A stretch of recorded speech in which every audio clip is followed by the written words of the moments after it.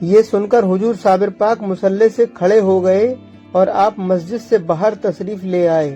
عرض کیا یہ کیسے ہو سکتا ہے کہ آپ کھڑے رہیں اور یہ غلام بیٹھ جائے؟ آپ کی یہ بات سن کر حضور صابر پاک مسکرائے اور اتنے لمبے عرصے کے بعد اسی گولر کے نیچے بیٹھ گئے تو صابر پاک نے مسجد سے فرمایا تو بھی رکوع کر لے، فوراً ہی 12 کوس کی حد سے باہر چلی جا۔ اور حضرت شمس الدین اسی وقت قرآن شریف بلند آواز میں پڑھنا شروع کر دیتے ہیں کا ارشاد سن کر فوراً ہی مسجد دھس گئی۔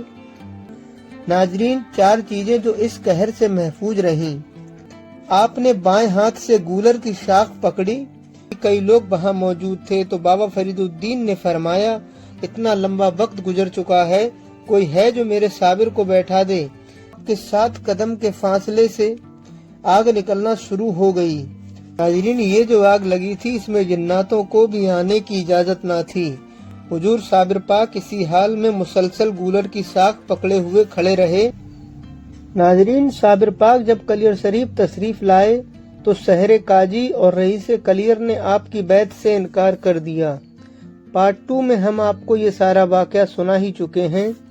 کلیر شریف میں جب 3 بار زلزلہ آیا تو رئیس کلیر نے قاضی سے کہا کیا بات ہے، آج شہر میں 3 بار زلزلہ آ چکا ہے، ہمیں صابر پاک سے معافی مانگ لینی چاہیے، کہیں ان کی نافرمانی کرنے کی وجہ سے تو یہ سب نہیں ہو رہا ہے۔ قاضی نے رئیس کلیر سے کہا یہ ایک جادو ہے، آپ اس پر بالکل دھیان نہ دو، اگر آپ کو جادو کا مقابلہ کرنا ہے تو میں نے بھی ایک جادوگرنی تلاش کر لی ہے۔ اسی وقت نصرت نامی ایک جادوگرنی کو بلایا گیا۔ جب اس سے اس زلزلے کا سبب پوچھا تو وہ جادوگرنی بولی یہ ایک جادوگر کا کام ہے، میں بھی ایسا کر سکتی ہوں۔ اس نے اپنے جادو سے زمین کو 11 مرتبہ ہلایا، حالانکہ وہ اس جادوگرنی کا ایک طلسم تھا۔ یہ سب دیکھ کر رئیس کلیر مطمئن ہو گیا۔ دوسرے دن جمعے کی اذان تک کئی اور زلزلے آئے۔ جمعے کی اذان سن کر سب لوگ مسجد کی طرف روانہ ہوئے۔ اس وقت حضور صابر پاک پہلے ہی سے مصلی پر موجود تھے۔ آپ نے پھر لوگوں کو ہدایت فرمائی، لیکن قاضی نے کہا تم بار بار کیوں کہتے ہو، ہمیں تمہارے پیچھے نماز پڑھنا منظور نہیں، تم ہمارا مصلی چھوڑ دو، جو کرنا ہے کر لو، ہم نے بھی تمہارے خلاف ایک جادوگرنی تلاش کر لی ہے، جیسا تم جادو کرو گے وہ بھی ویسا ہی جادو کرے گی۔ یہ سن کر حضور صابر پاک مصلی سے کھڑے ہو گئے اور آپ مسجد سے باہر تشریف لے آئے۔ جب سب اہل جماعت رکوع میں گئے تو صابر پاک نے مسجد سے فرمایا تو بھی رکوع کر لے۔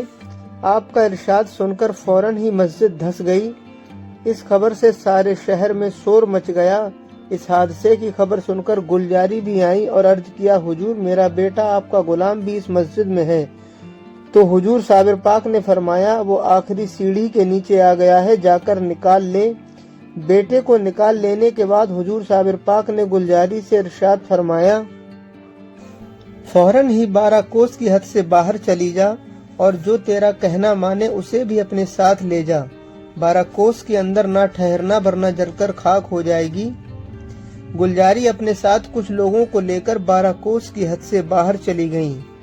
حضور صابر پاک گلجاری کے مکان یعنی اپنی قیام گاہ پر تشریف لے آئے اور سارے حالات لکھ کر ایک خط بابا فرید الدین گنج سکر کی خدمت میں بھیج دیا۔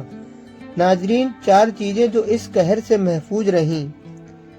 گولر کا وہ درخت جس کی ساخ آپ پکڑے کھڑے رہے، ایک وہ پرندہ جو اسی گولر کے پیڑ پر آشیانہ بنائے ہوئے تھا، تیسرا وہ زمین کے آس پاس کا حصہ جہاں آپ کھڑے تھے، اور چوتھا حضرت امام صاحب کی درگاہ اس آگ سے بالکل ہی محفوظ رہیں۔ آپ نے بائیں ہاتھ سے گولر کی شاخ پکڑی اور سیدھے ہاتھ کی مٹھی بند کر کے شہادت کی انگلی بلند کی۔ آسمان کی طرف آپ نے نگاہ کی، تھوڑی دیر تک آپ استغراق میں رہے۔ تھوڑی دیر ٹھہر کر جب آپ نے آنکھ کھولی اور اپنی نگاہ زمین پر ڈالی تو آپ کے 7 قدم کے فاصلے سے آگ نکلنا شروع ہو گئی اور ان 4 چیزوں کو چھوڑ کر ہر چیز کو جلانا شروع کر دیا۔ آگ اس قدر تیز ہوتی چلی گئی कि 12 कोस के दायरे में हर चीज को जलाती हुई चली जाती थी। कई दिनों तक आग का सिलसिला खत्म न हुआ। नाज़रीन, ये जो आग लगी थी इसमें जिन्नातों को भी आने की इजाजत न थी। हुजूर साबिर पाक इसी हाल में मुसलसल गूलर की साख पकड़े हुए खड़े रहे।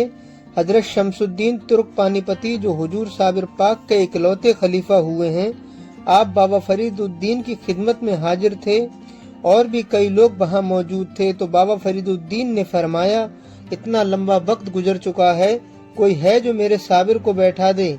ये सुनकर सारे लोग खामोश हो गए।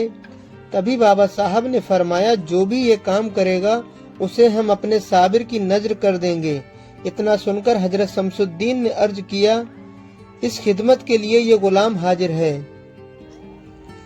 तभी आप बाबा फरीदुद्दीन से इजाजत लेकर कलियर शरीफ के लिए रवाना हो जाते हैं। अली मुल्ला अब्दाल आपको अपने साथ लेकर हुजूर साबिर पाक की पीठ मुबारक के पीछे खड़े हो जाते हैं।